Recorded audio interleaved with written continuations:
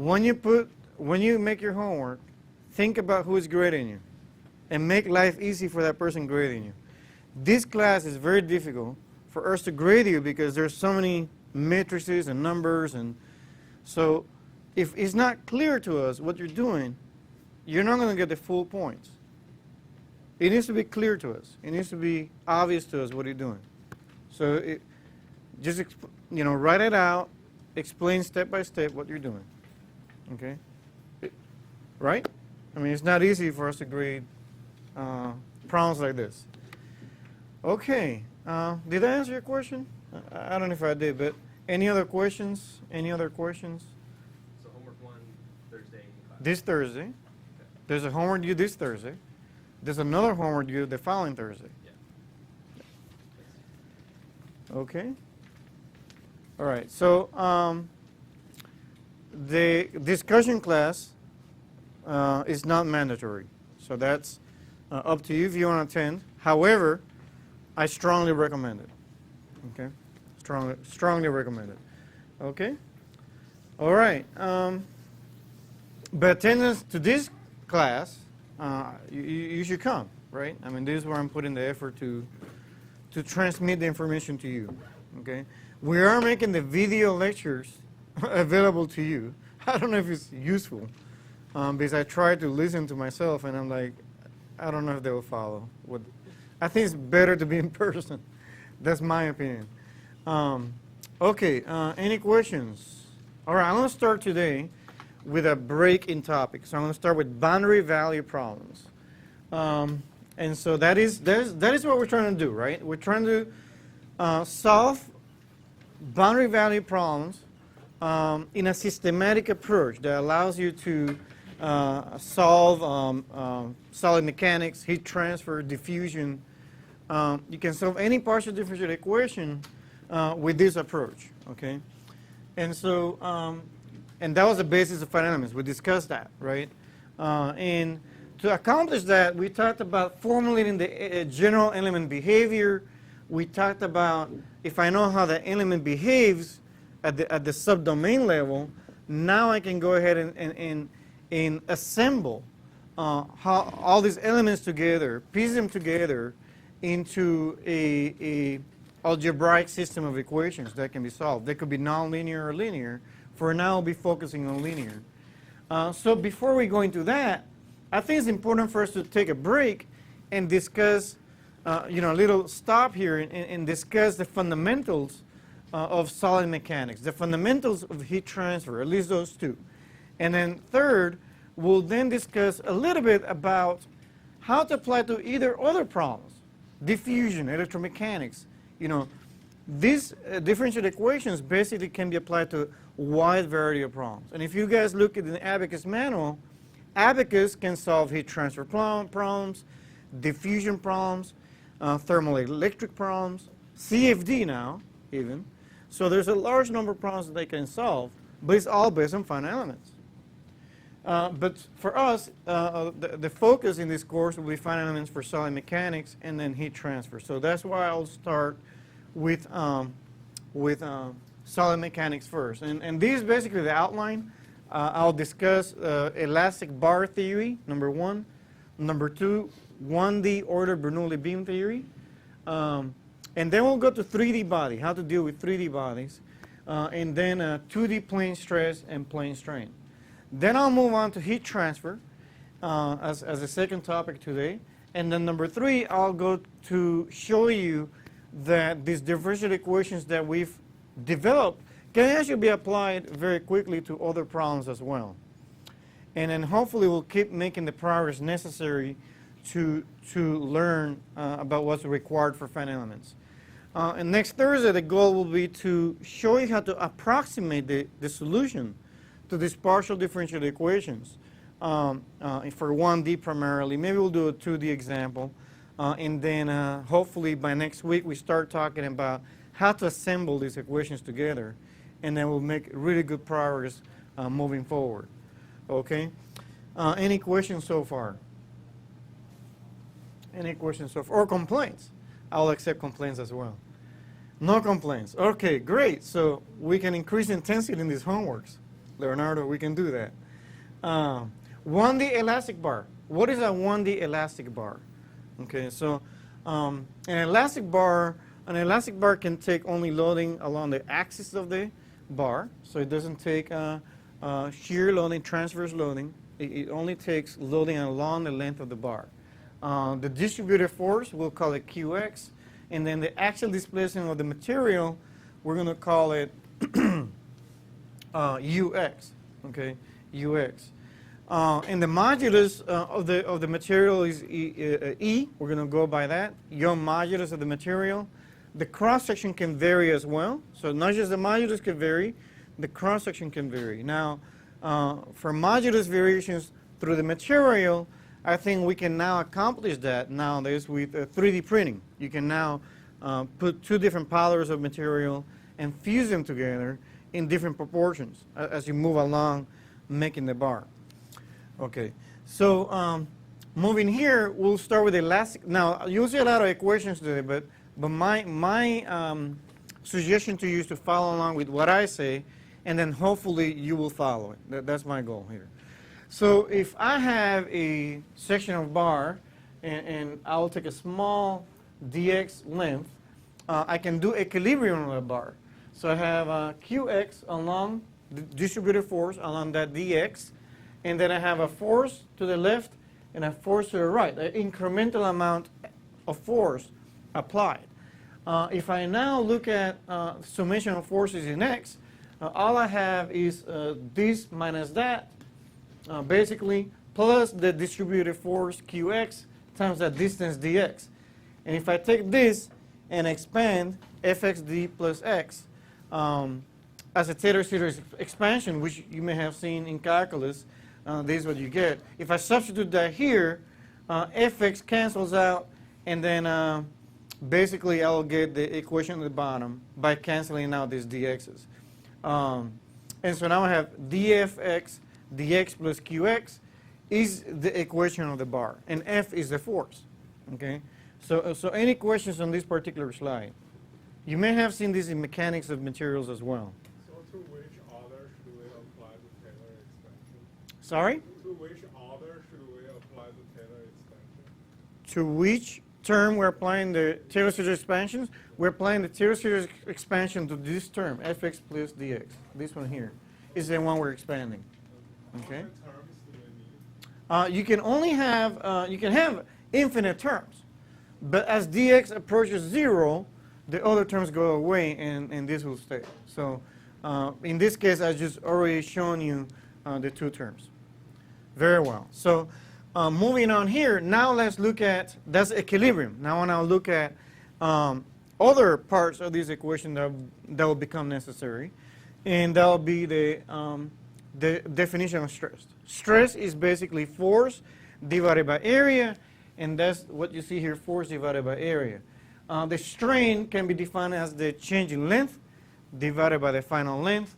If I also, and I already did this in the previous lecture, springs, we can now calculate this quantity, and we'll get du dx. And now I have not just a stress definition, I have the strain definition, and now with Hooke's law, what does Hooke's law do? Very loud, please. It relates the stress to the strain through the modulus of the material, and so here's what you see. So now earlier I had the force defined. So force equals stress times area, right? So I can solve it here. Force equals stress times area. And now I have stress from this equation is modulus times strain times area, and I have strain is du dx. So I have E u prime A. That's basically the force. Force equals E, the modulus, times the first derivative of the displacement times the area. That gives me the force internal to that bar. Any questions on that? Now I have this equation here, and I already know from previous consideration that the force, the first derivative of force plus Q equals 0. So I'm going to substitute what force is in this equation, and what I get by substituting here, what I got for F, I get this differential equation, second order differential equation. D dx, EA du dx plus Q equals 0. If you want to simplify the notation so you can write less, we're going to exchange du dx by a prime, and then this dx I'm going to put a prime also. That'll make it a little bit easier for us to write it quickly. Any questions on that? Any questions on that? Okay, so that's the differential equation for elastic bar. And you've seen this in mechanics of materials. We're kind of reviewing it here as well. And so now let's look at the boundary conditions that you may have. Now, this is a very important thing in this course, which initially will be less clear, and as we move along, will become a lot more clear. What is important right now to understand is there's two types of boundary conditions. One is called essential boundary conditions, and the second kind of boundary conditions that you'll encounter are natural boundary conditions. The first kind of boundary condition is essential boundary conditions. Those boundary conditions are those for which the displacements or the primary fields of interest, the value for it has been specified. In this particular problem, what is the primary variable of interest? What is the primary field that we're trying to solve for? Displacements. I'm trying to find the displacements in that bar. So for this theory, the displacements are the essential boundary conditions. Any application of boundary conditions on the displacement field, for example, on the left-hand side, you see that the bar has been fixed on the left. So in that case, that's an essential boundary condition because I'm applying, I'm specifying, I'm prescribing the value for displacement for that field of interest. That's the primary field of interest. We also have, in this example, the right-hand side has been fixed, so that's also an essential boundary condition. Here, nothing is being specified. Nothing is being specified. So I don't have an essential boundary condition there. Okay. And I also could have a displacement that's non-zero as well. If the displacement is non-zero, then in fact, this is also an essential boundary condition. Again, it's important for you to understand this definition. Natural boundary conditions are those for which the secondary variables of interest have been specified. So usually they happen to be derivatives of the primary field of interest. So the primary field of interest is displacement. What is the secondary variable of interest? So if I look at displacements, you can see here that the derivative of displacement basically is giving me force. Okay, so I know that if I'm specifying loads, in essence, that's an essential, a natural boundary condition. So in this case, any loads applied to this bar become natural boundary condition. In this case, this force P is equilibrated by internal force right here, right at the edge, which is P equals FL, and FL by the previous definition is sigma. So isn't force stress times area? Yes? And stress is, what is stress in terms of strain? Modulus times strain. But I know strain is U prime, and so therefore E U prime A is the load. So in this case, that's a natural boundary condition because I'm specifying values not on the primary variable of interest, which is U, but the derivative of it. And that's what makes it a natural boundary condition. Any questions on that? I could have, in a single problem, boundary conditions that are specified on this side or this side. Okay? On both sides, I need to specify boundary conditions. In this particular problem, the essential boundary conditions have been specified here. In this case, natural boundary conditions has been specified on the right-hand side, x equals L. Any questions on that? Okay.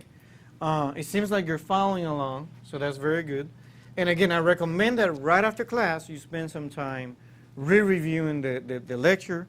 And if you want to go through another 2 hours of video as well. Okay, so what is a strong form? So this is a strong form of the problem. This is a governing equation of the problem. And it's a strong form. We call it strong form because it's true at every point inside that domain. Okay? that equation, that partial differential equation, is true at every point in the domain. And again, this is true between 0 and L. But what's happening at x equals 0, or what's happening at x equals L, that's given to me based on the boundary conditions of the problem. In this case, at x equals 0, I can either do two things. I can either specify the deflections. Is that true? We talked about that. So U is what? An essential or natural boundary condition?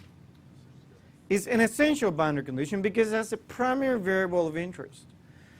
I could either specify that, or I can specify a load, some sort of load. Now, if you don't see any load applied, then that's also specified as 0. You know, for example, if I have in the previous problem, say I had a distributed load right here in the top, but there's no load applied here at the very edge. Well, then P is basically 0. That's a natural boundary condition. So you could have a situation where no load is applied, and that by itself makes it a natural boundary condition. This will have been equal to 0 in that case. Okay? At the other side of the boundary, so I have two boundaries, one at x equals 0 and another boundary at x equals L. At the other boundary, again, either displacement is specified or the derivative of the displacement is specified. In that case, this is a natural boundary condition. That's an essential boundary condition. Okay? And again, this is together the strong form of the problem. And it's mathematically true. It's a mathematically true statement at every point in the domain. That's what makes it the strong form. And then on Thursday, we'll be discussing what the weak form means. But that's why you need to understand what strong form means first, so that when we go to weak form, it becomes clear to you what we're talking about. Okay, great. 1D Euler-Bernoulli Beam. 1D Euler-Bernoulli Beam. I'm going to move to the next theory. And while I do this, I'm going to do it a little bit different from mechanics of materials, where you learn in school. And I'll do my best to go through this theory without using the actual fundamentals that are taught in a different course here, which is a graduate level course, 261A. So I'll do my best to describe it in a way that you follow it. Okay? In 1D Euler-Bernoulli Beam theory, we're looking at beam deflections. Beams will be, for example, even a pencil. A sufficiently long pencil which I apply load, that can be considered a beam because it will deflect in a way that represents the deflection of a beam. A beam typically will have a neutral axis, and every point in that cross-section will follow the behavior of that neutral axis.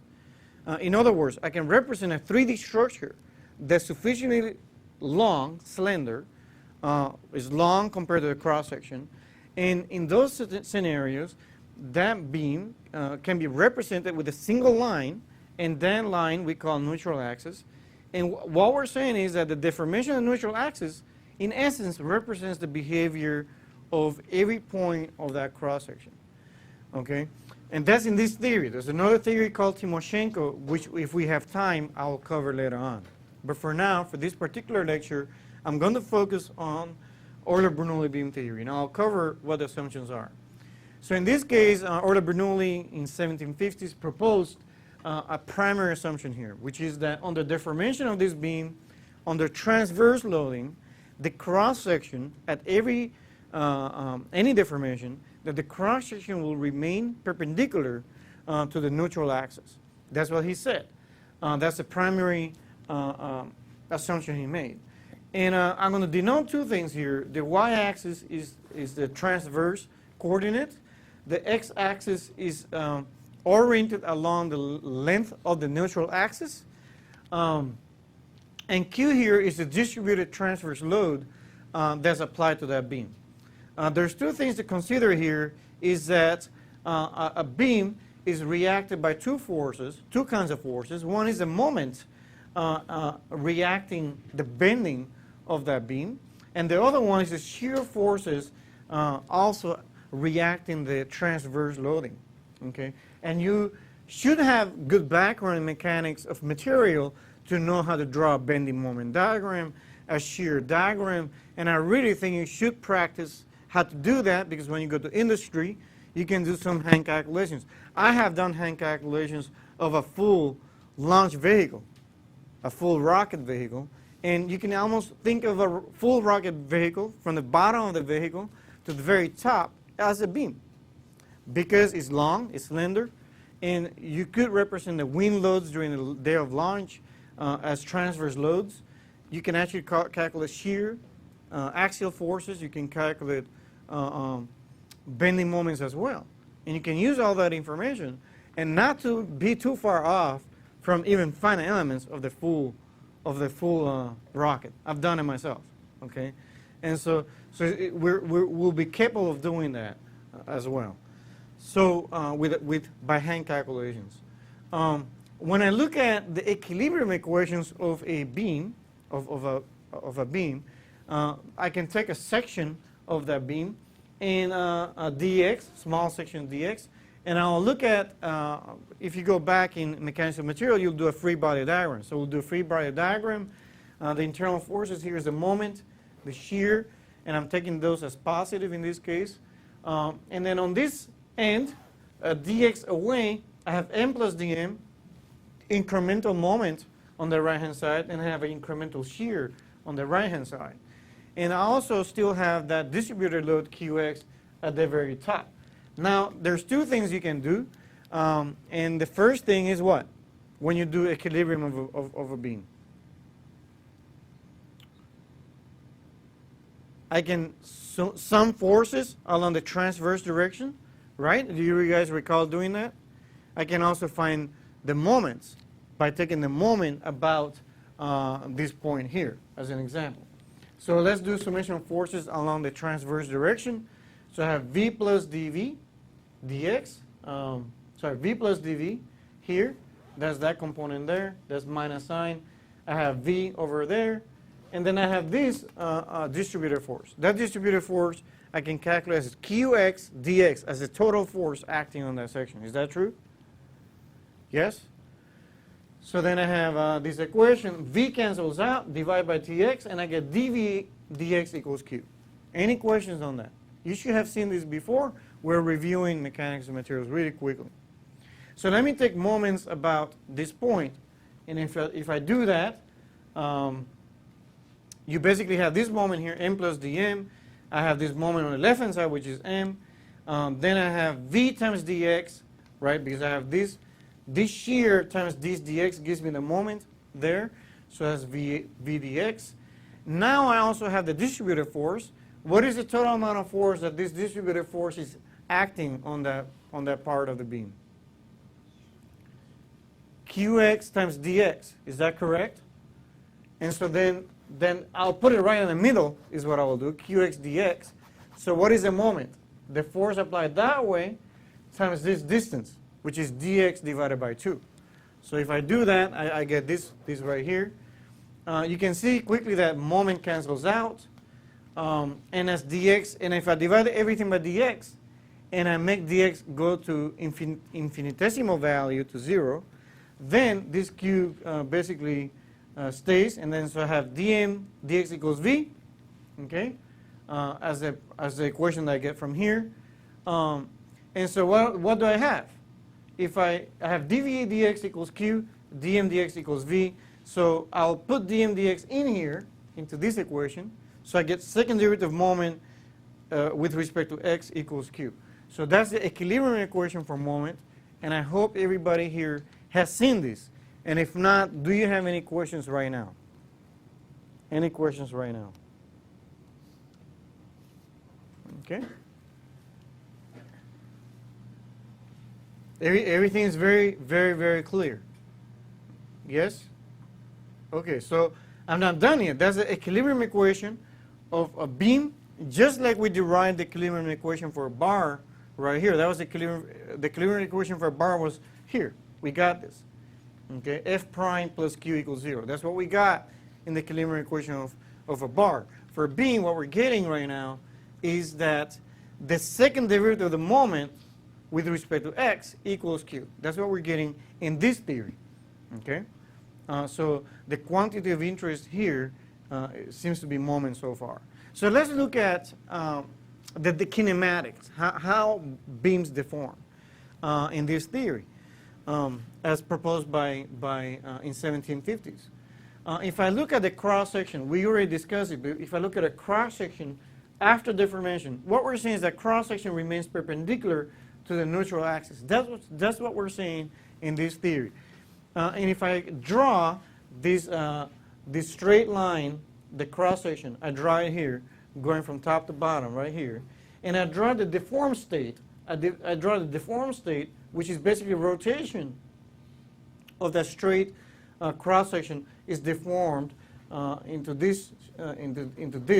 I'm drawing it here from left to right as a diagonal line. Okay, so what I have here is that as the beam deforms, what I really caused is that cross section has rotated, but has remained perpendicular to the neutral axis. That's what's important here. So at U0, okay, which is right here. So if I look through a thickness, y equals 0 represents the neutral axis. Okay, at y equals 0, okay, I basically have no deformation, axial deformation. Do you agree? I'm not really moving that point left and right. So that point remains there. But as I move up, you can see very quickly that I'm causing a deformation that goes towards the left, and I have a deformation here going towards the right. So the top fiber is moving towards the left, the bottom fiber is moving to the right. So to account for that, what I really need to look at is a geometry. So if I look at here, this is basically the slope.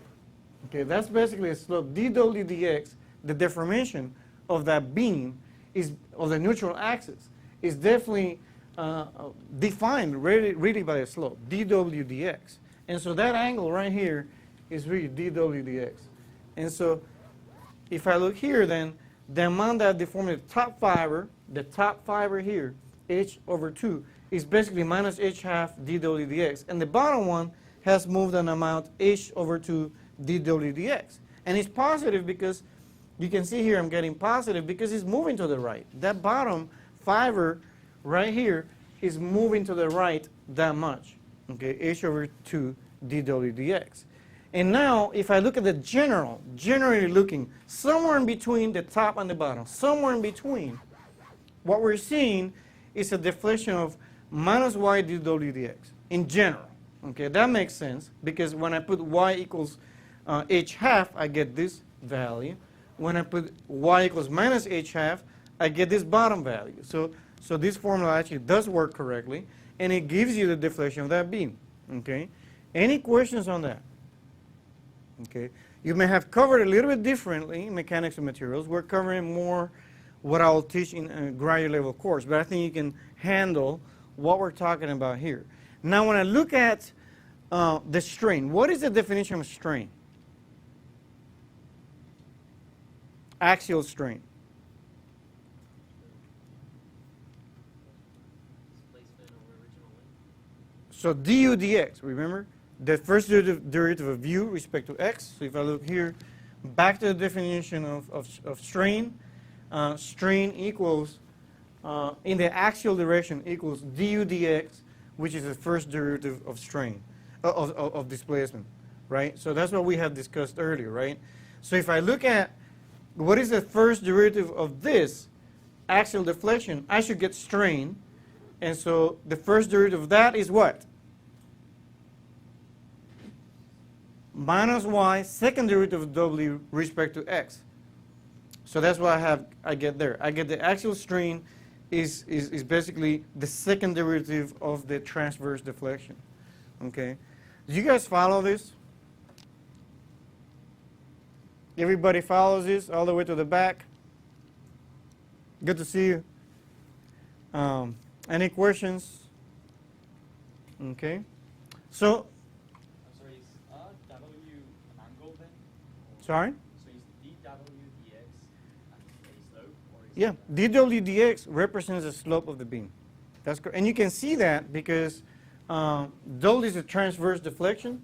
And when I plot it out, the tangent, right? The tangent to that curve relative to the x-axis is giving me that angle there, dw dx. In a more advanced theory like Timoshenko theory, it becomes a little bit more nebulous because now the cross-section can now deform and it can actually rotate and not be perpendicular to the cross-section. It may not be perpendicular to the cross-section. In this theory, the way it was proposed, it stays perpendicular to the cross-section, and this assumption is very good for very long beams, okay, where the beam is slender, is long relative to the cross-section.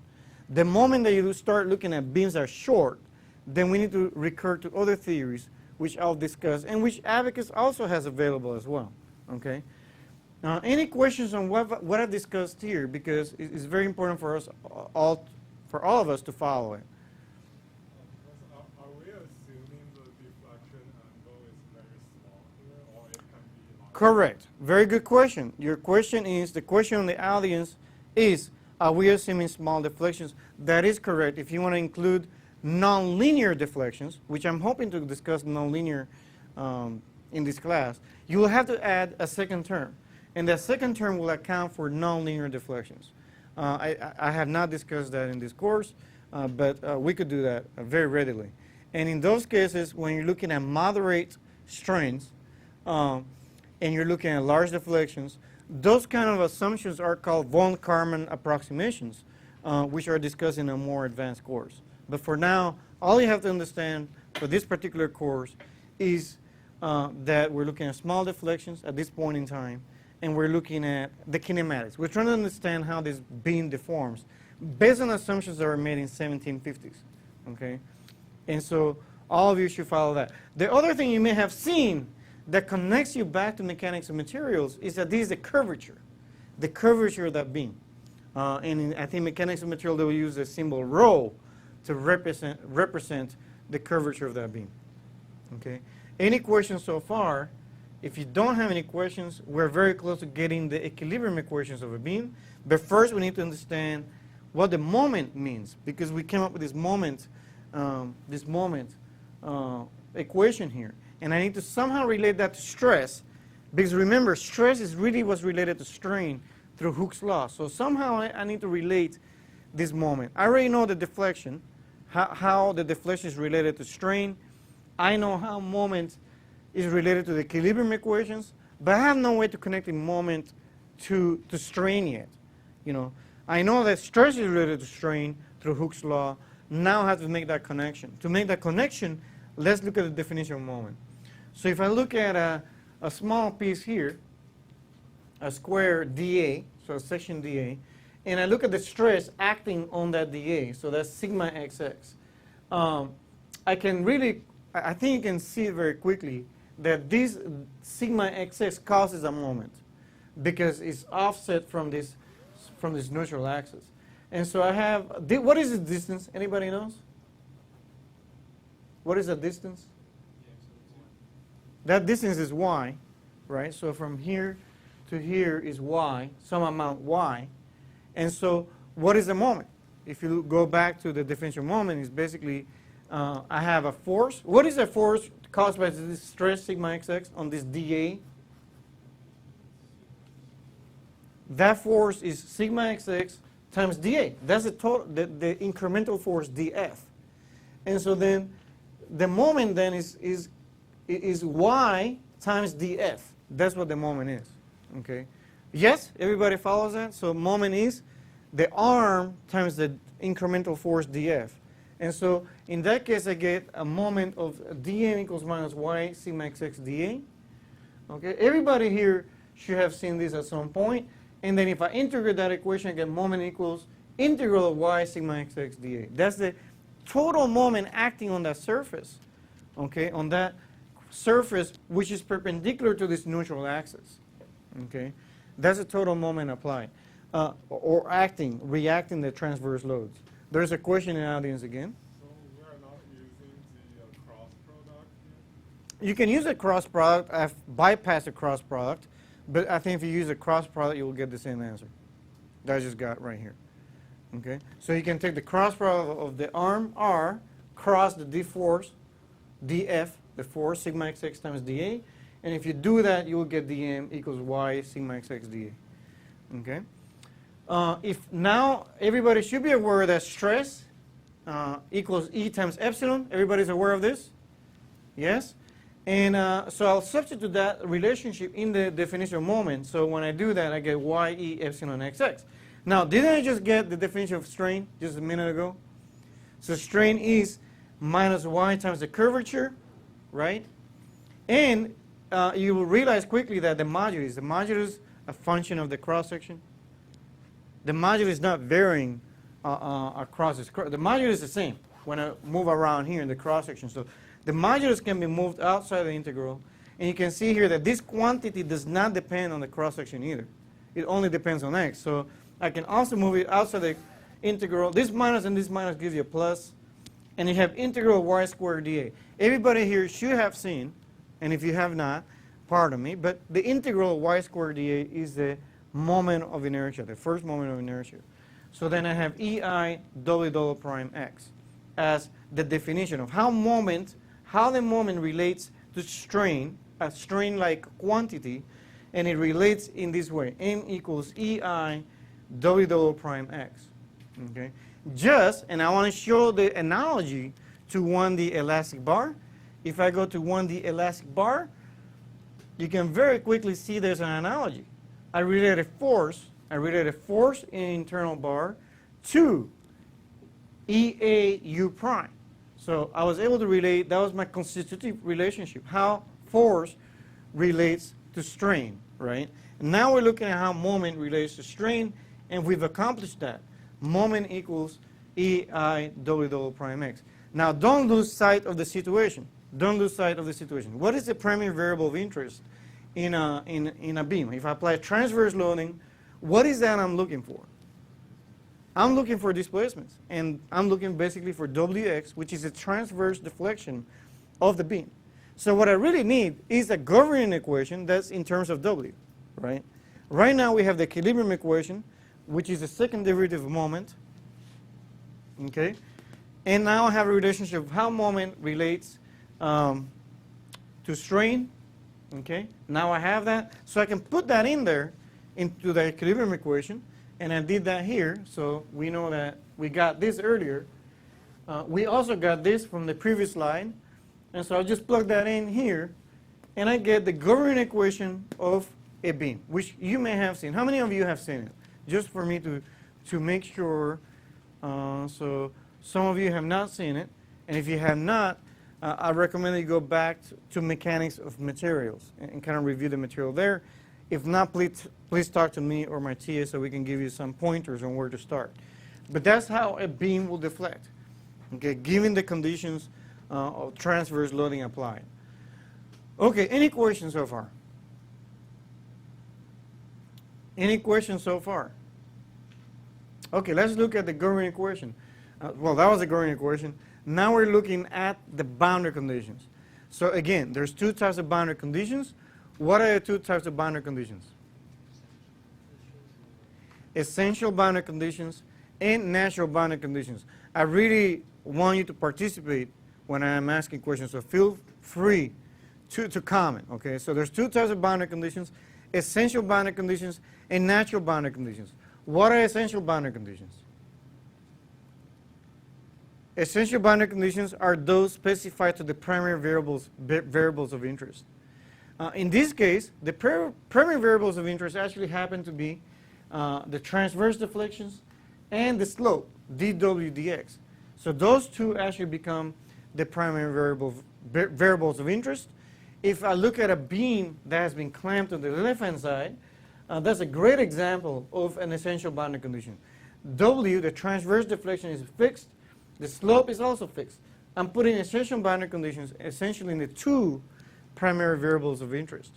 Here, in the second example, I have a pin condition.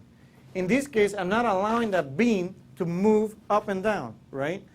In this case, only the deflection is the essential boundary condition. I'm allowing this beam to rotate. And if I'm allowing it to rotate, what is the moment here? If there's is there any moment applied or reacting the fact that I fixed this rotation? I'm not fixing this rotation, so therefore the moment is zero. That moment in this case becomes a natural boundary condition. I'll discuss that in the bottom in a second. Finally, the other boundary condition I could have is basically preventing rotation, but allowing deflection to occur. In this case, that's your essential boundary condition. And there's no essential boundary condition applied on the deflection, just the slope. So the natural boundary conditions now are applied to the secondary variables of interest. In this case, is moments and shear. Moments and shear. And so in this case, I could apply a moment here, and that will be a natural boundary condition, which is actually EI W double prime 0, at 0. You know that relationship, and you know it because you can see here, we already said that moment equals EI dW, second derivative of W respect to x. And so I'm using that relationship to saying that moment specified as EI W double prime at 0 is that. The other type of boundary condition I can have is a shear load applied. In this case, a shear load applied is your natural boundary condition. And then in this case, EI W triple prime at 0 equals P bar. Okay? And so those are the types of natural boundary conditions you will have in this theory, is shear and moment. Those are the natural boundary conditions. The kinematic boundary conditions, essential boundary conditions, are deflections are specified or the rotation is specified. It's very important for you to understand what are the essential and natural boundary conditions as we move forward, because it will become important for you to know how to approximate partial differential equations. And when I do that, I need to know what are the essential boundary conditions, what are the natural boundary conditions. Okay? So it's a very important first step. Any questions so far? And I'll cover a more general form of this later on. Okay? With that said, it doesn't look like there's any questions.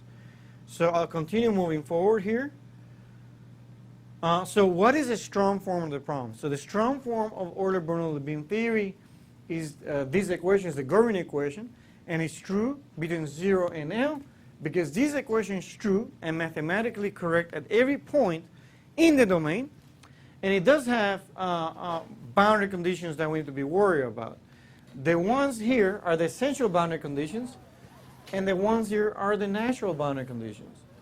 At x equals 0, I could either have deflection specified, or I could have the load specified, the shear load specified. Another possibility, I have the slope specified, or the bending moment is specified, either of those two. Again, the bending moment could be 0. You may not have any load applied. That scenario will be the one like here. Here, I have no bending moment applied, but I'm not fixing the rotation. Therefore, moment is 0. Okay? So that will have been the condition there. Again, for x equals L. And again, now, this is the boundary value problem for an Euler-Bernoulli beam. The complete set of boundary conditions. Any questions so far before I move to the next heavy subject, which is 3D solids? The elasticity of 3D solids. Any questions so far on 1D or even Euler-Bernoulli beam? Sorry, elastic bar or Euler-Bernoulli beam. Okay, no questions so far.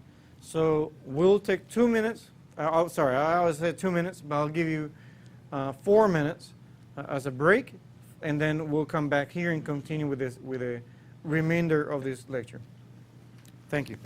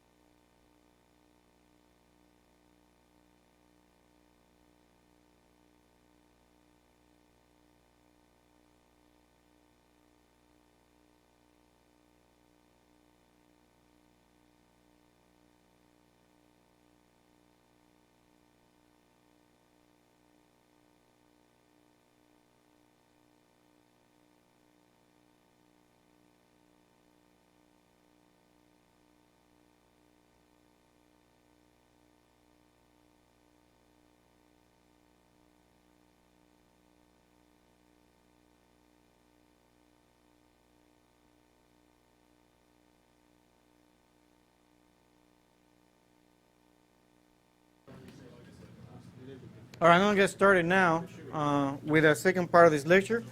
I'll be moving to strong forms for 3D bodies now. And again, I see questions in the audience for this upcoming homework on Thursday. So I strongly encourage you to, I'll stay here with Leonardo and field any questions right after class. Okay, so we'll be here and hopefully we can have that discussion. Okay. Moving forward here, let's go to 3D elasticity. And here I'll recommend that you pay close attention. Maybe the first time you've seen this, and so for that reason, just try to have a high level of attention. So let me define what stresses in a 3D body look like. In a 3D body, stresses are defined so that I have basically 9 components of stress. And 3 of those components stress tau 22, tau 33, and tau 11, which happen to be diagonal terms in this stress, and I'll call it stress tensor. These components act normal to the cube, and they're oriented so that tau 22 is along x2, and tau 33 is along x3, and tau 11 is along x1. And in this definition, you can see that those stresses will cause the cube to expand in all directions uniformly. Furthermore, I'll look now and pay attention to the shear stresses. The off-diagonal term are called shear stresses. When I look at the shear stress components, these components right here, they're defined in the following manner. So if I have the 2 axes, this face is perpendicular to the 2 axes. And so the first number here corresponds to the face at which the stress component is acting. So these 3 components here, this one and that one, are components acting in the 2 face, because that's perpendicular to the second direction here, x2. And then the second number corresponds to the direction at which that component is acting. So the second number here is 1. So that means that component here is acting along the x1 direction. And then the 3 components acting along the x3 direction. These components are called shear stresses, and they cause distortion. They cause distortion of that cube. Okay, so the normal stress components cause expansion of that cube in a uniform manner, potentially uniform, and then the off-diagonal terms cause shear stresses on that body. Okay.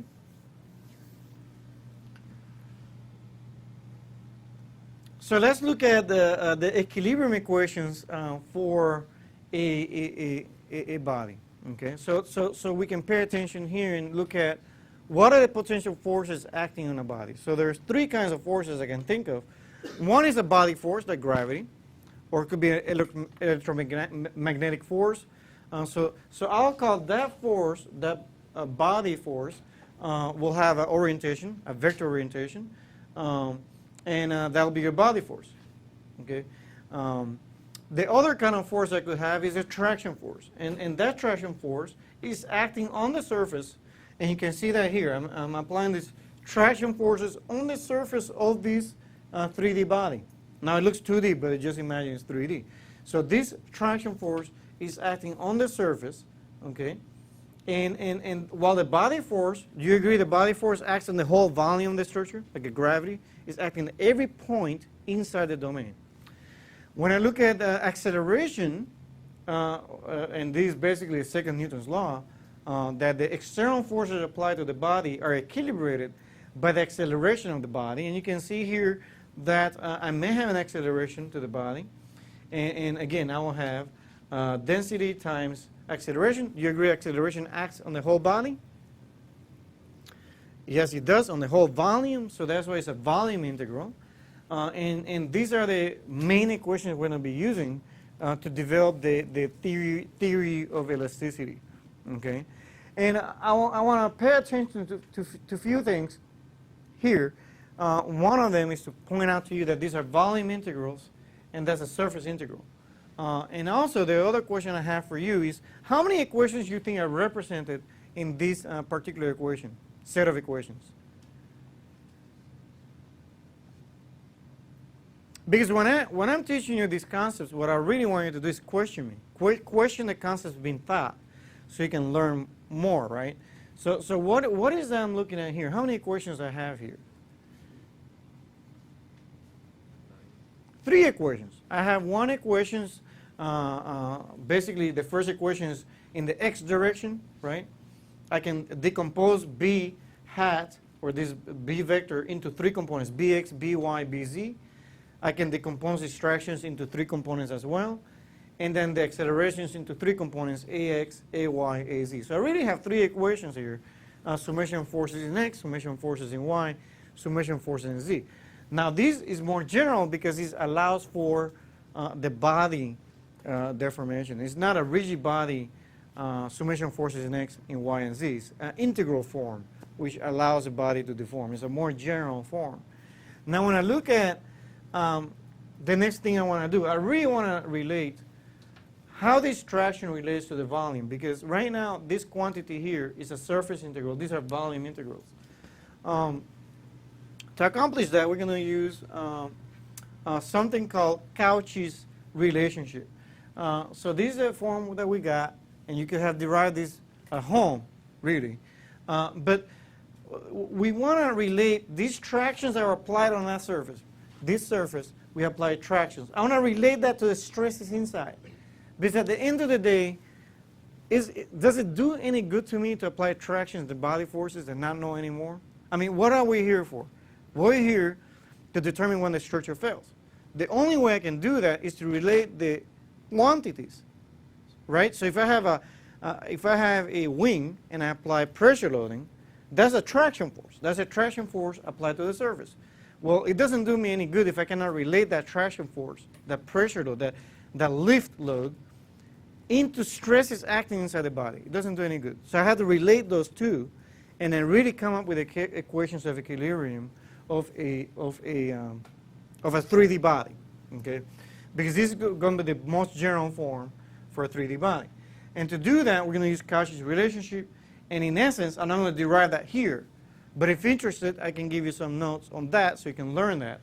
The bottom line is that the stress and the tractions at the surface can be related by this surface normal. So if I know the surface normal and I know the stresses inside the body, if I multiply those two, I should get the tractions. In most likelihood, you're going to know the tractions, right? That's what you know. That's what you're applying to the body. You're applying tractions, right? And I will know the normal to the surface, where these tractions are applied. So I know how these tractions, and I know the normal to that surface. If I know these two things, I will know what stresses I should specify right at the boundary. Right at this boundary is that we're talking about here. If I know how the stresses are acting right at the boundary, the remaining question begins is really what is the stress everywhere else? You know, and so that's really the question we're after. And I'm going to use little of a weird notation, but it's not that hard to follow. So I'm going to make, for example, one example is I equals x. So if I put I equals x here, then this first component here is x, and then you see summation of j. When you see this j, that just means I need to add this over x, y, and z. So I have sigma xx and x plus sigma x, y, and y. And so I'm basically multiplying this. I'm writing a simpler notation. I have to do that because it will make it easier for me to derive the equations I want. But everybody agrees that the bottom seems like it represents the matrix notation in the top? I mean, it looks to me that it does, and it works out. Okay, so this is a strategy. The strategy is I'm going to, now that I know tractions in terms of stress, I'm going to bring this over. I'm going to substitute it there, because now I'm one step closer into writing things in terms of stress. The problem is that when I do that,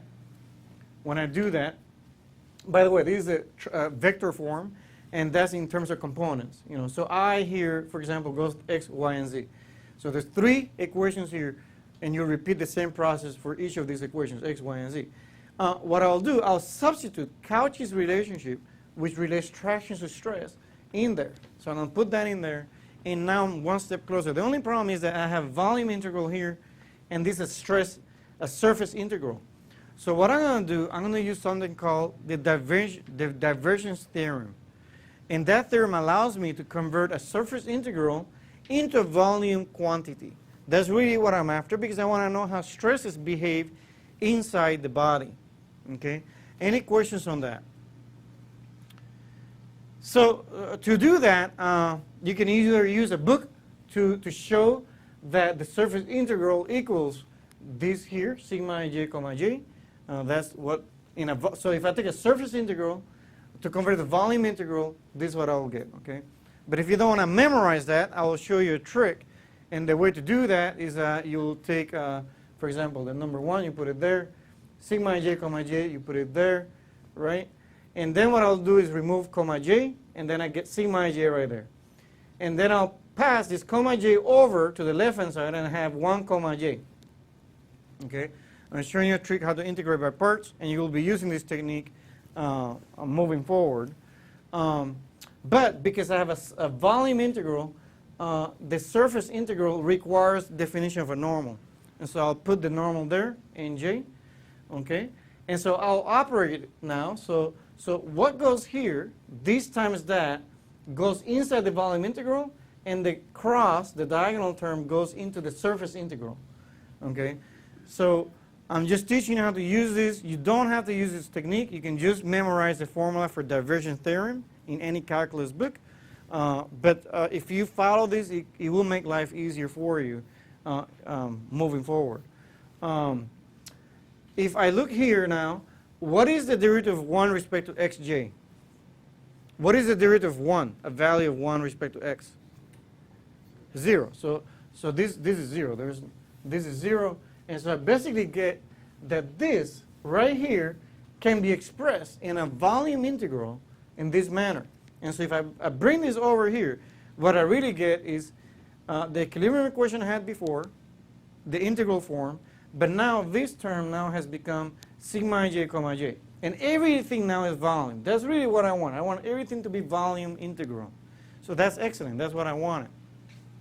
Okay? So if I look at, oh, there's a problem here. This went the wrong, so this is supposed to be crossed here. I was going to say for a static problem, there's no acceleration. So that goes to 0. This should be removed. I'll upload the correct version tonight. Okay. Any questions on this? So this is really what I get at the end, equals 0. Okay. Now if I write this out, in x, y, and z, for I equals x, I get bx, which is this first equation, bx, and then I have I is x. I just said I is x, right? X. So then I have sigma x, and then the next one is j is y. Sorry, it's x.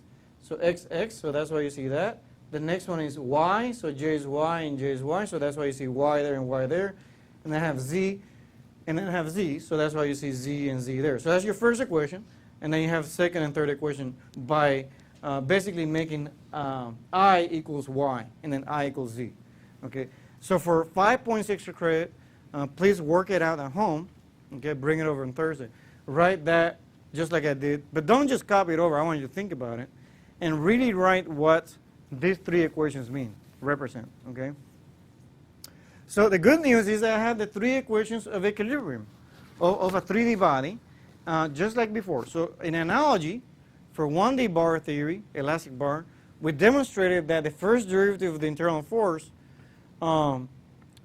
equals the distributed force, right?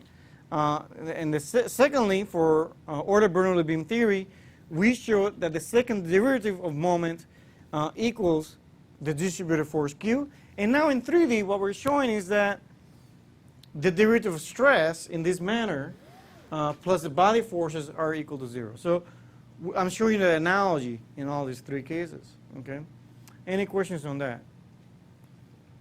Couldn't follow how you got from ds to dv for the middle term. So this term, I used the divergence theorem. Okay. And so you can look this in a book, or you can follow the way I did it.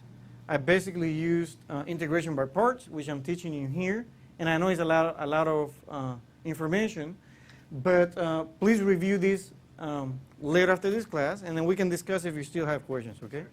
But just spend some time to see how I did this process. I took this one, put it there, sigma ij, comma j here, and then 1, comma j here, remove the comma j from here, okay? And then draw a line here, or draw a line there. That goes inside the volume, but that's 0 because 1, comma j is 0.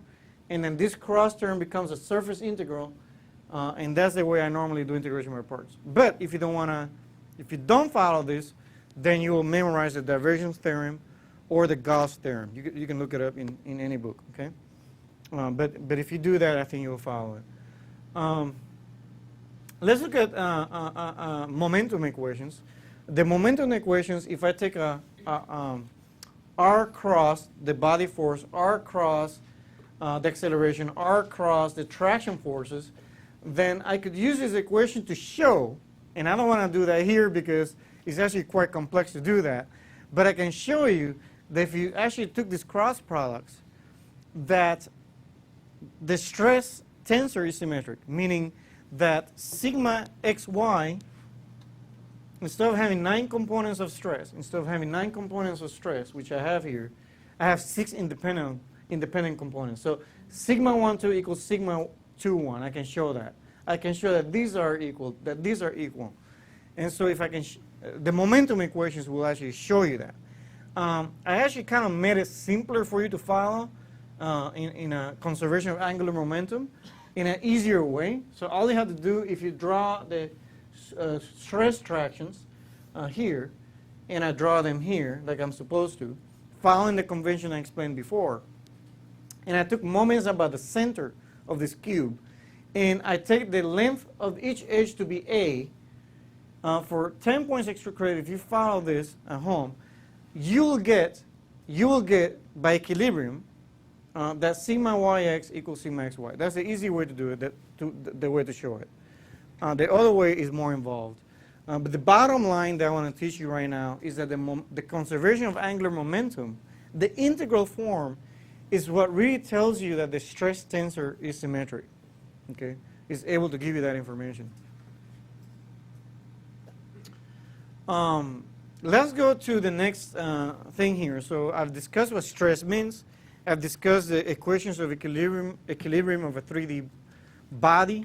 Now we need to discuss how the body deforms, how to relate deformations to strains. And to do that, I don't know if you recall, but I covered this in the previous lecture last week. The strain basically can be derived by looking at a small small piece of bar, delta x, and then what I want to do is deflect that left-hand side by an amount u, and then deflect the right-hand side by an amount u plus delta u. And if you calculate the change in length divided by original length, you get that the strain along the x-axis is du dx. You'll get that. Okay. Now, if I now apply that in all other two directions, the y direction and the z direction, I'll get very similarly that epsilon y equals dv dy, and that epsilon z equals dw dz. That's in 3D here. So not only I can apply the top formula into what direction, I can actually apply it to other two directions as well. And each of these strains act to stretch the body. That's what they do. They act to stretch the body. Now, let me look at the next thing here, which is the shear strain. So you may have seen this in mechanics and materials, but the shear strain here, the engineering strain, can be shown to be equal to these formulas here. And what they represent is the change in angle. And I hope everybody here is familiar with these definitions. And if not, please speak to me at the end of the class, and I'll point you to some books to go and re-review if necessary. Okay? But the main point here is that these engineering strains represent change in angle, and what they do, they distort the body. Just like the shear stresses distort the body, the shear strains distort the body. Just like the normal stresses act to uniformly expand the body, the normal strains also act in that manner. Okay? So now that I have defined what stresses mean and then what strains mean, and I have the equilibrium equations, I'm missing a key piece of information. What is that piece of information? So I know that how the equilibrium equations of a 3D body. I know the stress definition. I know how strains relate to deflections. But I'm missing one more piece of information. I'm missing how stress relates to strain, right? I have everything. Just like before, I need to relate stress to strain. And to do that, that's Hooke's law. We will be looking at Hooke's law now. So here you have and this looks very complicated, but the fact of the matter is that I cannot explain it any other way. The reality is that the strains are related to stresses via this matrix here called the constitutive law. That's a constitutive law because it relates the strains to stresses. How do I get that matrix? How do I get the values in this matrix? Testing. That's what I do. I go and do a tensile test of a bar, or I do a torsion test of a bar, or I perform various tests that are able to inform me the values that go here. They're empirically determined. That's why it's a constitutive law, okay? Also called Hooke's law in this case. And so let's look at how to fill this up, how to fill these numbers up. Okay, so I want you to think of an experiment here. For most materials, do you think that when I apply an axial strain, I'll get shear strain somehow? For most materials. For an isotropic material, even for orthotropic material, even for composite material that's orthotropic, a single ply, if I apply axial strains in one direction, I will not expect shearing to occur. And for that case, we can now say that, in essence, we have decoupling. There are a lot of things are decoupled now. So the normal stresses here, the normal strains are decoupled from the shear strains. And for that reason, you have a bunch of zeros. All this will be zeros. This 3 by 3 here is zeros. That's why. That's the reason why. If I apply shear strain in one direction, do you expect that shear strain in one direction to cause shear strains in the other directions? No. In an orthotropic material, that's not the case either.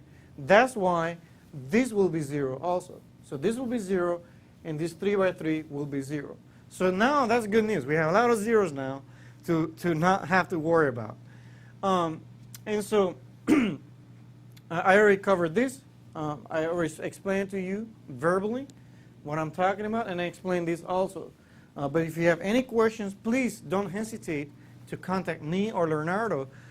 Many of you have done that, and I respond really quickly, maybe within 10 minutes to an hour. So please ask any questions that you may have, and we'll do our best to answer them.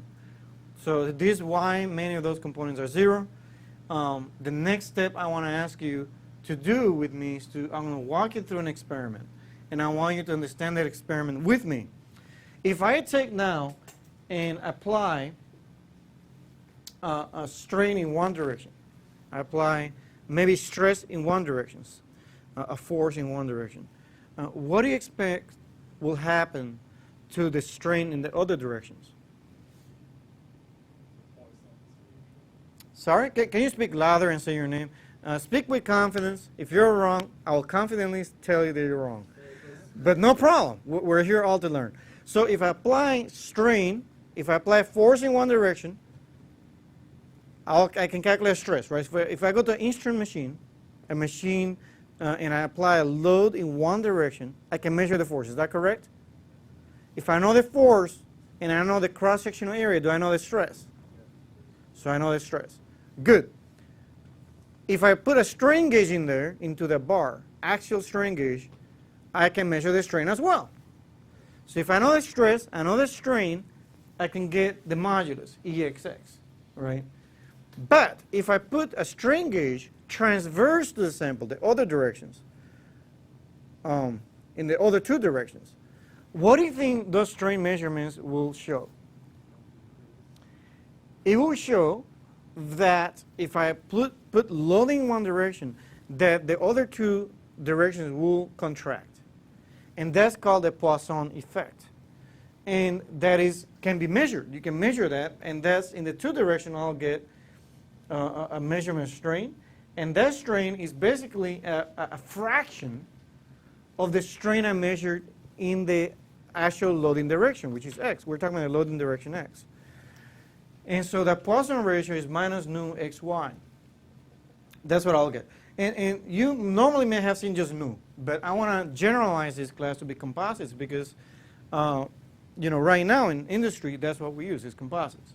So I want to make sure you understand that this is a true statement for composites. And here, you can see that epsilon xx is known. Epsilon xx is that, so I'll substitute it here. And so now I have a relationship of strain, lateral strain, in terms of stress applied, Poisson ratio, and modulus. And here, what is important to note is that x represents, here, because there's two variables, x represents the direction where you're applying the loading, and y represents the direction you're measuring the strain, and that's what Poisson ratio means here. And I'll also explain that to you in words for you to follow. Okay? If similarly, me applying a load in the x direction will cause a contraction in the z direction, and that contraction can be measured by a fraction, which is Poisson ratio, times the strain in the x direction. And this together gives me basically the strain in the 3, the 2, and the 1 direction. And so now you're wondering, what am I doing to you? I'm kind of walking experimentally. What I want to do next is I want to do another experiment, but in this case, I'll apply loading in this case, I was applying loading only in the first direction and measuring what happens in all three directions. What I'll do now is apply loading in the y direction and find out what happens to all three directions. And I've done that experiment for you, and I've simplified it. So in the x direction, when I apply loading in the x direction, I know how these strains behave. I know how they behave. This should be an x. There's some error there, but that's x.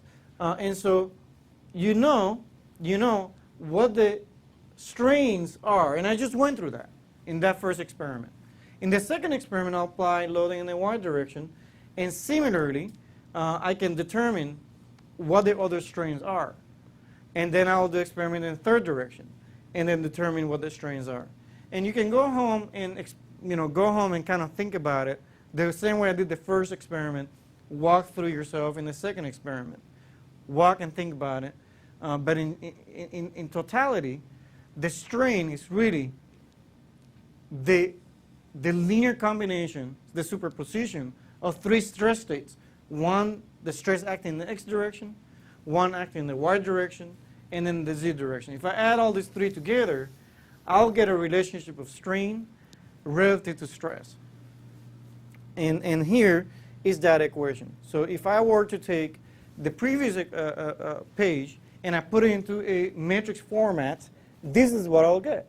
I'll get a matrix 6 by 6 constitutive law that relates the strain to the stress, and many of them are zero, and we explain why those are zeros, because the normal strains don't cause shear strains, and other shear strains don't cause shear strain in the direction of concern. Okay? Any questions so far? Any questions so far? So with that said, another thing I want to point out is that this is a symmetric stress tense constitutive law. So it means that this is equal to that, this is equal to that. So it's basically symmetric, and you can write this equation. This equation is true for composites and can be used. And all of this can be measured through experiments. All of this can be measured through experiments and can be measured through ASTM standards. Okay? And if you're interested, I can provide you what those experiments are, one by one. So if you are working in industry, you know what to test to get these numbers. Okay, so if I invert this stiffness, this compliance matrix to get a relationship between stress and strain, and the inversion is what really I'm more interested about because I just found the equilibrium equation. The equilibrium equation is in terms of stress, not strain. These equations are in terms of stress. I want to write everything in terms of stress, really, at this point in time. So stress in terms of strain is given here. Strain in terms of stress is given here. The inverse is that. I did the calculation for you. You don't have to freak out. This Mathematica can do that for you. I'm not asking you to get the inverse by hand. And don't memorize it either. I don't even know it by memory. The thing I do want you to memorize is the virtual experiments we conducted to calculate the constitutive law in the previous slide. That to me is important for you to understand those concepts. But now if I were to look at isotropic materials, which is a material for which doesn't matter which direction you measure the material, you'll get the same property. In that scenario, it simplifies to this very simple equation. The stress-strain relationship is just the relationship of modulus, depends just on modulus, and one Poisson ratio. So for aluminum, for example, bar, all I have to do is just one experiment. I'll get E, the modulus, and if I strain gauge it, I get Poisson ratio, and I can quickly relate stress to strain. That's all I have to do for an isotropic material. Unfortunately, most aircraft, golf clubs, and so forth are now made of composite materials. So it's important for you to now learn how to apply this to other scenarios as well. Okay, so what I'm going to do, because these matrices are very, as you can see, are painful to write over and over and over. And not only that, this course, when it comes to finite elements, we're looking for a systematic approach of solving partial differential equations. So we need to develop a shorthand to a lot of things so we can quickly manipulate the equations and get to the bottom of it. So instead of me repeating this formula, I'm going to call the stress into stress bold. That's the stress vector equals the constitutive law, which is 6 by 6 with C bold, and then strain bold is this strain vector. I do want to point out stress and strain are not vectors. They are tensor quantities, but I'm going to put them in this format because it will make our calculations a lot easier moving forward. Any questions so far on this? So now I have defined what stress means. I've defined how strain relates to deflections, and I have now found the relationship between stress and strain. And so with all this information, I should be able to come up with the actual equilibrium equations of a 3D solid bar. And you can, 3D solid material. And you can see how complex this is looking.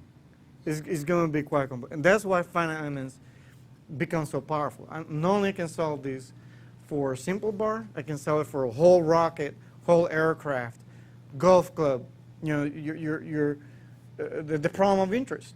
Okay, the problem of interest. And so now, this is a lot of information in one slide, but bear with me, and I think we can get there. So these are the 3 equilibrium equations I have. I want you to spend about 5-10 seconds to see that this is actually equal to that. That if I multiply this matrix times this vector here, that I get that to the left-hand side. I'll let you look very quickly. So I see some of you lost. So you take the first row, multiply the first column there. You should get the first equation. Check it out.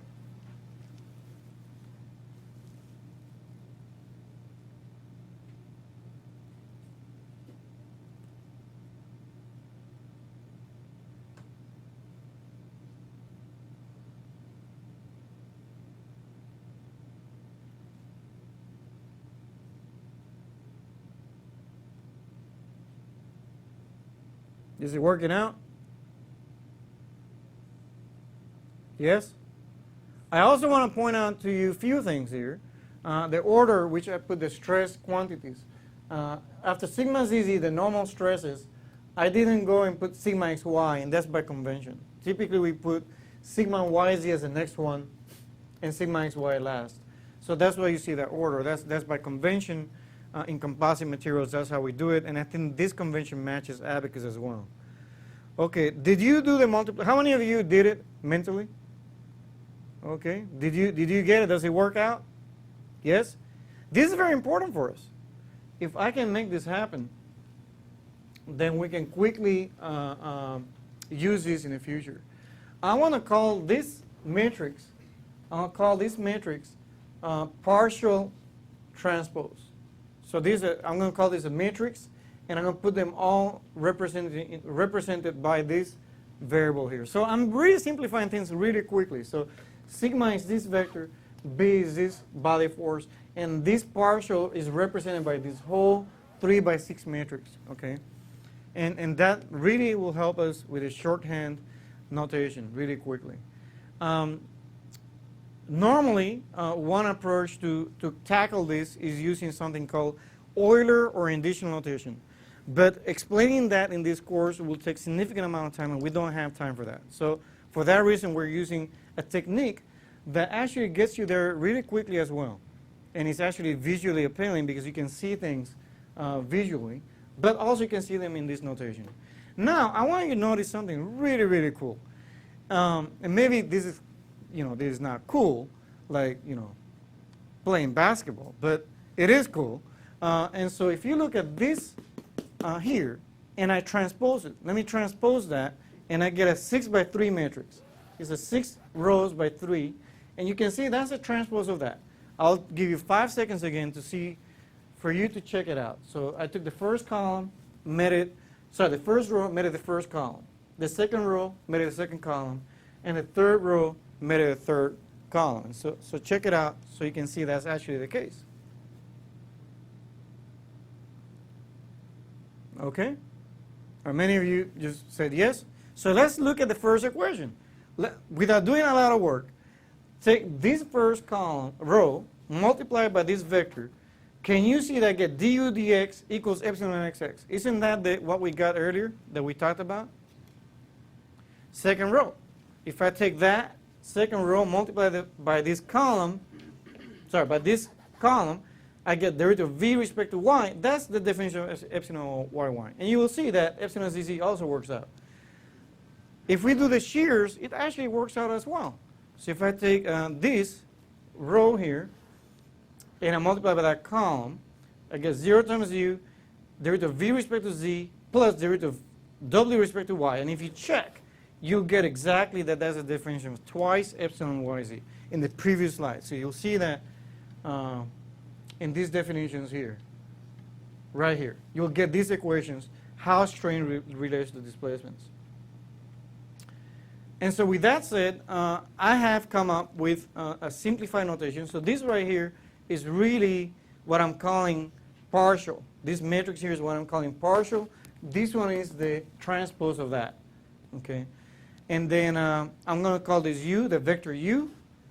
And then that's the vector of strains. Again, strain is a tensor, but I'm putting in a vector notation. Okay? And then, finally, okay, we're not done yet.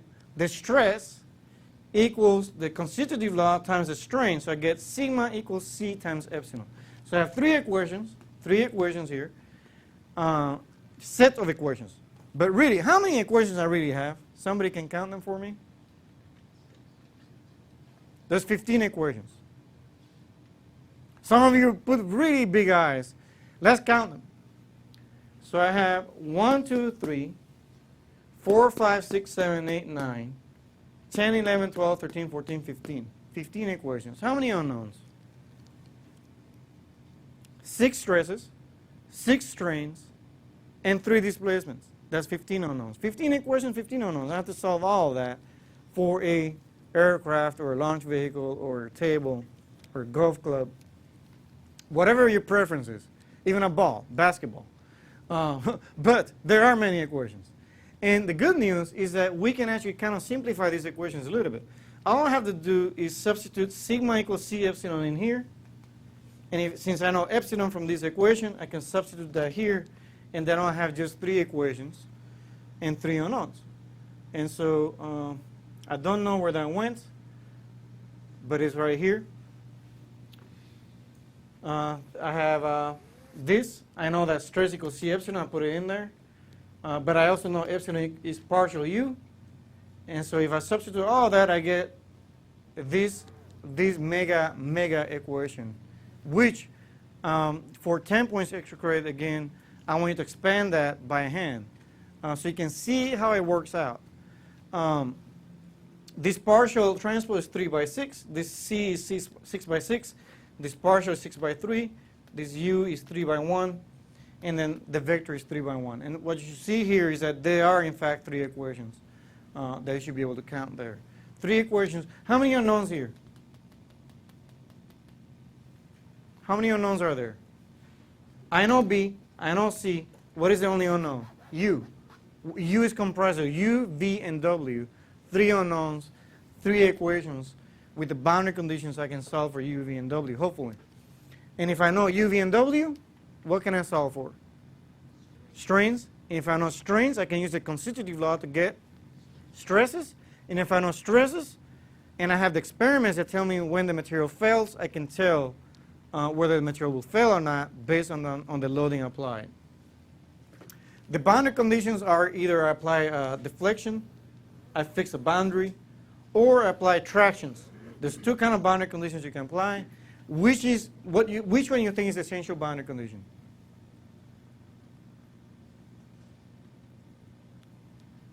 The essential boundary conditions are those applied to the primary variables of interest. In this case, there are the deflections. And then the tractions become the secondary variables of interest. Those are the natural boundary conditions. This is the strong form of 3D bodies. 3D bodies. Let me go to a special case of 2D. In 2D, so I have only a 2D body. And in a 2D body, I'm looking at plane stress or plane strain. You may have heard of that. In plane stress, you have a very thin body. In a thin body, the transverse stresses are 0. So any stresses in the 3 direction are 0, and then you can basically treat the problem as a planar body. Okay.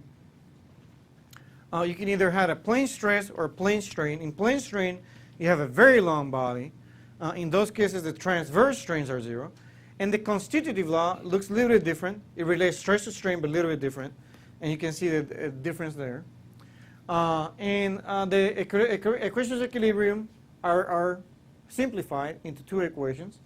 And so now my partial equation looks much more simplified. You can see it there. And also you have only 2 deflections to worry about, U and V. And the partial here follows the same process as before. Now how many equations you see here in a plane stress or plane strain situation? Sorry? 8 equations. We have 8 equations. How many unknowns? 8 unknowns. And so now I can use the same. 2D or 3D, you can use these equations. Now, the only difference is that the size of these equations, these matrices is different for 2D. The example here given is for 3D. Okay? And again, I do want you to work this out by hand so you can see how it works out. Otherwise, everything I'm telling you, I'm just telling you from my own experience. You can have somebody explaining something in the front of the class, and it sounds great at the time. You go home and you don't follow it. So the best thing to do is really work out this by hand at home yourself. And any knowledge gaps you may perceive, please approach Leonardo and myself, and we can tackle it. We can help you. Okay, great. Now, this class is not about deriving these equations. This class is about how to solve these equations. So, from that standpoint, I don't expect you to immediately know all these concepts 100%. But I do expect you that by the end of this quarter, you have gained significant amount of understanding of elasticity and even heat transfer, which is our next problem here coming up. To give your brain a little bit of time, I'm going to take another 2-minute break before I tackle a 2D and a 3D heat transfer problem. So let's do that. And during this time, I recommend not to think about your homework. Just take time for yourself to just check your text messages, do something else. Okay.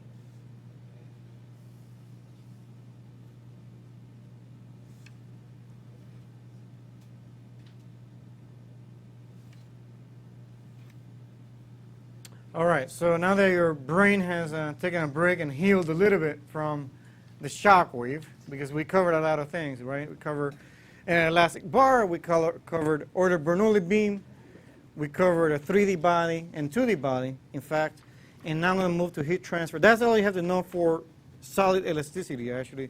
This kind of lecture will take me maybe 4 or 5 weeks in a normal graduate class, but I need to really get to the bottom of this so we can really tackle finite elements, which is really the basis of this course. So really need you to spend some time looking at my book. In my book, I provide, there's a full chapter on this stuff. You can read, try to understand what is being said. It's done very differently from here. And you also have the actual formal course book written by Professor Hooke and Theodore Sugar. And so if you go through that book, you'll get a different perspective. But what I really want you to do is really do that, plus the homework. It's a lot to ask, but if you want to succeed in a quarter system, you need to start now. Okay, and make this your lunch, dinner, and breakfast, okay? That's very important here. As some of those that took 261A know. Okay, so we'll move to 3D and 2D heat transfer. It's very simple approach. So the way it works is, in a heat transfer, you're looking at energy balance, and you have either a heat source or a heat sink, which is acting inside in the volume, and then you have that needs to be calibrated by the amount of heat flux per unit area, per unit time that's crossing this boundary here, the surface boundary. And so that, as you can see, is a surface integral. That has to be somehow calibrated by the heat source or heat sink. If I look at Qn, what this Qn is a normal of that heat flux, the normal component of the heat flux. That's what we're talking about there. So if I look at a heat flux that is not quite perpendicular to N, what I have to look at is Q is basically these components in 2D or 3D. But the bottom line is I'm focusing on Qn to be the normal component of Q, which is basically Q dot N. That gives me the component of the normal force that's perpendicular to that surface. Any questions so far? So the heat balance basically is in the volume, you have a heat source or heat sink, Q per unit volume, and that's equilibrated by the heat flux across the surface, acting on the surface. And now, just like before, any guesses? I need to convert this surface integral into a volume integral, so I can now write the equations of equilibrium for a heat transfer problem. This is a steady state heat transfer problem. We could make it so it's unsteady, so time domain comes into play. But I think it will be good to start steady state first, and then we'll tackle time domain if we have time later on towards the end of the course. Any questions so far on that, on this? Okay? Fairly simple, I think. If now I look at Fourier's law, which basically tells us how the heat flux conducts through the material, that now becomes an important consideration. And what it says is that the heat flux is proportional to the gradients of temperatures, okay, of temperatures. And that is proportional to the conductivity of the material. So the more conductivity the material has, logically, you use your brain, so the more conductivity, the higher the conductivity is, the more the material conducts. That's what this is saying, okay? So we're relating heat flux to gradient of temperature, and this was determined through experiments. You can see here, that's for an composite material, orthotropic material. You have a fully populated matrix. Typically, we assume these ones to be 0, these off diagonals to be 0. In isotropic material, all the diagonal terms are k, and they're constant, equal to a single value. And I've written this in vector format so you can see that how everything works out. So d is this, the gradient is that vector here, and then I have the temperature. And if I multiply all these things together, I'll get the heat flux across the surface. Okay. Now that I know that Qn, the component of Qn is Q dot n. Remember we just covered that in the previous line? We just covered that here in the previous line.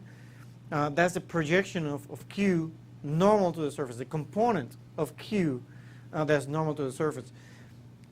I can write this dot product can be converted into Q transpose n, basically. You can convert this dot into transpose and do the operation that way. So basically you have a 1 by 3 times 3 by 1. And so you get a 1 by 1, a scalar quantity. So this is a scalar quantity here. Q transpose is basically this here transpose dot with n. And so that's what you see here. All I have done right now is substitute this relationship in here. That's all I have done. Okay, that's all I have done here. And so what I want to do now that I know Qn in terms of these quantities here, okay, I want to plug it back in here, and then use the divergence theorem to convert everything to volume integral. That is the goal that we want to seek. And so to do that, I'm going to use integration by parts. And again, I want you to pay attention on the way I did it. You can also use books to show you how to do that as well. If I take, basically I was doing the gradient of dot Q equals integral of gradient transpose Q. What I'm going to do, I'm going to put a 1 here and gradient transpose Q on the right hand side. And I'll repeat the process, move the gradient over, leave the 1 there, and then I'll move, now that I've moved the gradient over, Q is alone, the vector Q is alone. I'll draw an arrow, positive n, and then this arrow here with the negative sign, so plus minus. And this is the term that goes inside the volume. That's the term that goes inside the volume. What is the gradient of 1? I hope you know it's 0 because the derivative of 1 respect to x is 0. The derivative of 1 respect to y is 0, and the derivative of 1 respect to z is 0. So that's 0. That's 0. And then this term here is the one that becomes a surface integral. So this times that. So this dotted with that is what I get next. So now I have written the volume integral in terms of surface integral. And remember that Q dot n is the component of the heat flux, Qn. So what I have now is a relationship that takes the surface heat flux and converts it into volume quantity. And now that I have that, I can equate that here. I can say, okay, the integral of that is equal to that, because now I know that this is equal to that. I showed that. And for that reason, now I have Q minus that equals, and then now I know Q. I know Q from the previous slide. The previous slide was this, right here. Okay? And so I substitute that in here, and I get the equation for heat transfer right here. And now I know, even for me, when I first tackled this for this quarter, it's been a while, right? So of course, even for me, I have to work it out myself. And so I really think, before I can explain it to you, of course, I do think you have to teach it to yourself. Even if I went through this right now, I can tell you that it takes a little bit of time to really digest it. Okay, and then a couple of minutes here in this class is not going to really cut it. You have to go home and rederive these equations. In matrix format, we'll cover in matrix format, but in essence, this is the strong form for heat transfer problem, conduction, and the essential boundary condition is applied to the variable of interest. In this case, the primary variable of interest is temperature. That is, if I specify values on temperature, like say I say this is 100 degrees, this surface here, that is an essential boundary condition. The remainder is a natural boundary condition. Even if the heat flux is 0 in this surface, that is considered a natural boundary condition. The 2D formulation is the same as 3D formulation, except now I'm taking a 3D body and making it into a 2D body with constant thickness, T. So I'm not going to cover that because I can just say it's per unit thickness, right, if I just convert everything to 2D body. In matrix notation, because I know that some of you are very eager to see how these matrices multiply. Well, very easy. You know the gradient transpose is this. I know the conductivity matrix, and I'm simplifying this for orthotropic materials.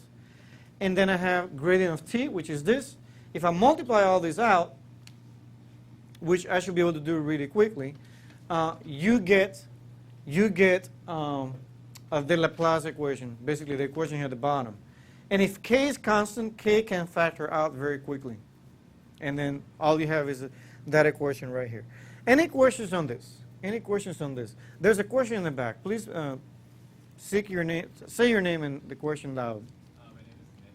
My question is, what would KXY, one of the other connectivities mean? So typically they're very difficult to either measure or difficult to even physically explain them.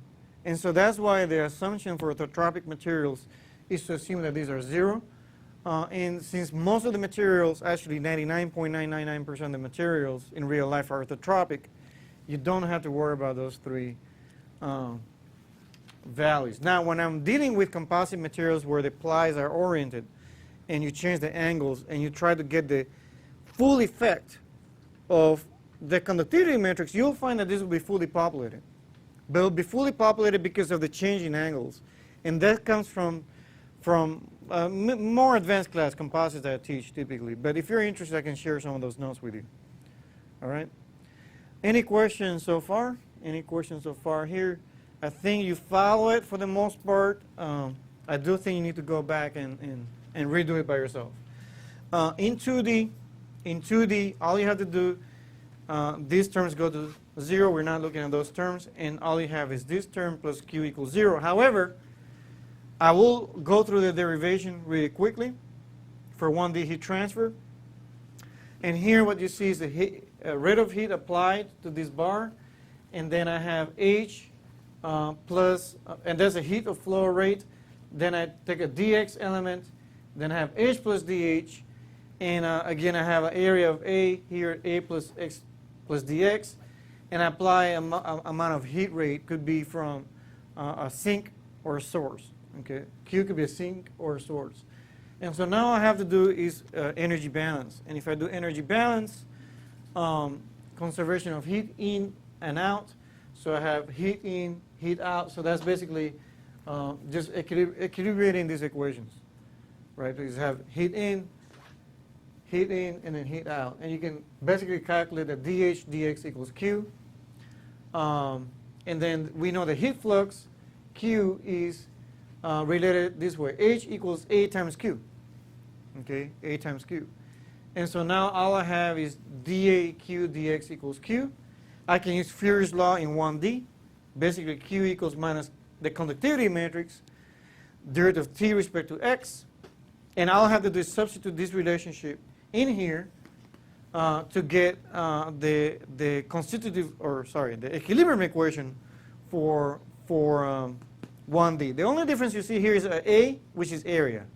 Because now we're representing everything in 1D, so you're representing the area already with an A. That's the only difference between that and the 3D version. The 3D version doesn't have an area because we're talking about full volume. not 1D. And so that is in fact the strong form for a heat transfer problem. And the essential boundary conditions are either a specified temperature on one end or the other, or natural boundary conditions. I specify a heat flux on one end or the other end. But I cannot specify these two at the same time. I have to either specify that or that at each end. I cannot specify temperature and heat flux. Just like in a truss problem or your bar problem, you cannot specify displacement and also apply a force, right? All you can do is calculate a reaction force if you apply displacement, okay? Mixed boundary conditions are possible too. You can derive them. You can, for example, take at one end and say that in the one end, I say I have convection. If you have heat convection, this is the way you'll write the boundary condition.